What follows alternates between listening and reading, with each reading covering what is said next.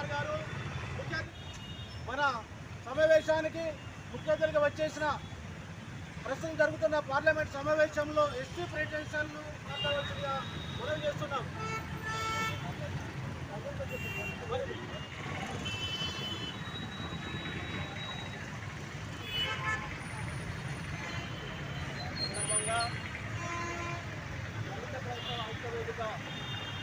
అధ్యక్షులు ఊట్ల కుమార్ గారు మాట్లాడవలసిన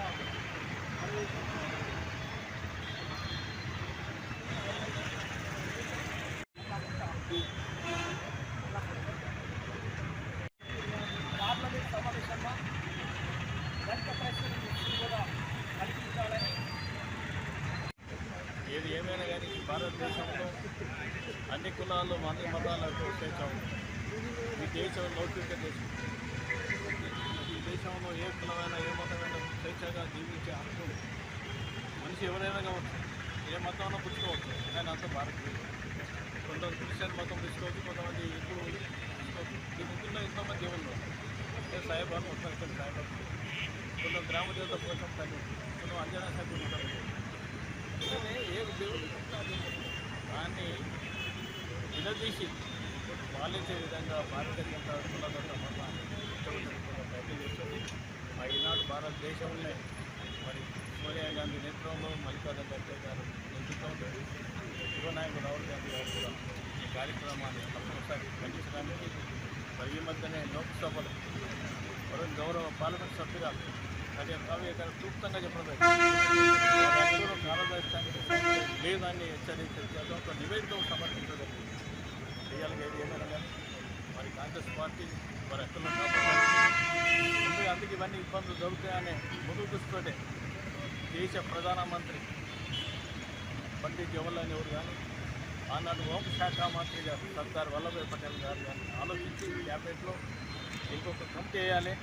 కమిటీగా రాజ్యాంగాన్ని ఏ విధంగా విషయాన్ని కూడా దేశానికి అవసరాన్ని ఆలోచించే ఆనాడు ఉన్నత విద్యావంతుడైన ఒక దళిత బిడ్డ వారి చేతుల్లో చేస్తే బాగుంటుందని ఎవరు ఆనాడు దేశ ప్రధానమంత్రి హోంశాఖ మంత్రి గారు బాబాసాహెబ్ అంబేద్కర్ నేతృత్వంలో కమిటీ చేసి వారి చేతుల్లో సభ్య చేసి చర్చకి అన్ని వరకు అన్ని ఒప్పందాలు చేసిన తర్వాత రాజ్యాంగం దాని ప్రకారంగా భారతదేశంలో ఏ నాయకుడు వచ్చినా ఏ పార్టీ వచ్చినా ఎవరు వచ్చినా పార్టీలు వస్తుంటే పోతాం దేశంలో కానీ మరి ఎక్కువ రక్షించడానికి ఈ ప్రభుత్వాలు ఉంటాయి.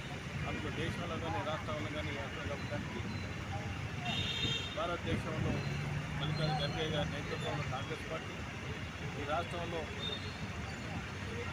కాంగ్రెస్ పార్టీ మహేష్ కుమార్ గౌడ్ ముఖ్యమంత్రి గారు కాంగ్రెస్ పార్టీ కాంగ్రెస్ పార్టీ ఇలాంటి వాటిని తీవ్రంగా ఖండిస్తూ సంక్షేమం తెలియజేస్తారు. కాంగ్రెస్ పార్టీ మాటలు చెప్పారు. దానికి ఉదాహరణ సోదరుమణి ఎంపీ కడియం గారు మంత్రికి భావ స్వేచ్ఛ, వ్యక్తిగత స్వేచ్ఛను హరించవద్దని, ఎవరైతే వారి ఇష్టానుసారంగా వారి మతాలను గౌరవించుకోవాల్సిన అవసరం ఉందని చెప్పి పార్లమెంటులో నిర్ణయిస్తూ వాళ్ళు తీసుకున్న చట్టాన్ని వ్యతిరేకిస్తూ ఆ చట్టాన్ని వెనక్కి తీసుకోవాలని చెప్పి ఆమె అప్లికేషన్ ఇవ్వడం జరిగింది. అంతేకాకుండా గతంలో చూసుకుంటే మణిపూర్లో జరిగిన దాండను నిరసిస్తూ రాహుల్ గాంధీ గారు, ప్రియాంక గాంధీ గారు దళిత క్రిస్టియన్లకు అండగా నిలబడ్డారు. కాంగ్రెస్ ప్రభుత్వం అప్పుడు ఇప్పుడు ఎప్పుడు కూడా దళితుల పట్ల అన్ని మతాల పట్ల ఐక్యంగా ఉంటుంది. వారి హక్కుల కోసం కాంగ్రెస్ పార్టీ వారికి అండగా ఉంటుందని చెప్పి తెలియజేసుకుంటూ వరంగల్ జిల్లా కాంగ్రెస్ పార్టీ కూడా వీళ్ళు తీసుకున్న దీక్షను విజయవంతం చేయాలని కోరుకుంటూ వారు తీసుకున్న ఏ కార్యక్రమాన్నైనా కాంగ్రెస్ పార్టీ అండగా నిలబడుతూ ఉంది. ధన్యవాదాలు. పార్లమెంట్ సమావేశంలో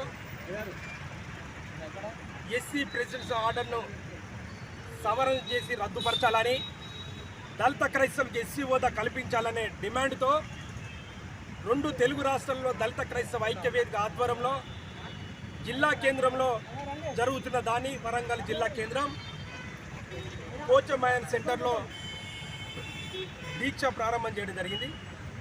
ఈ సందర్భంగా త్వరగా కేజీ బాలకృష్ణ కమిషను నివేదిక త్వరగా ఇవ్వాలి.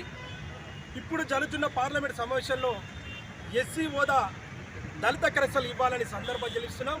భారత రాజ్యాంగం మత స్వేచ్ఛ హక్కు ఇచ్చింది, భారత రాజ్యాంగం సమానత్వం ఇచ్చింది.